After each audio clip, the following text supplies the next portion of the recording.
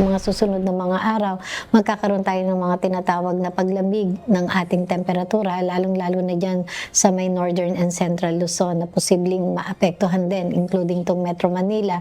Ihanda na ang mga makakapal na jacket at hoodie dahil idineklara na ng Pag-asa ang pagpasok ng Northeast Monsoon o hanging amihan.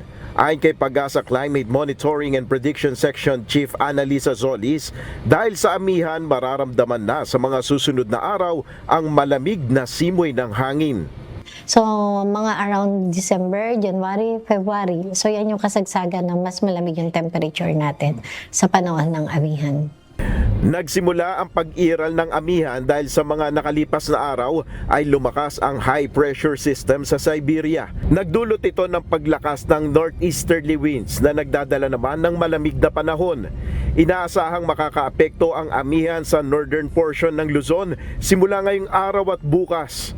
Sa ganitong panahon, mas mababa ang bilang ng bagyo, ngunit asahan pa rin ang mga pag-ulan.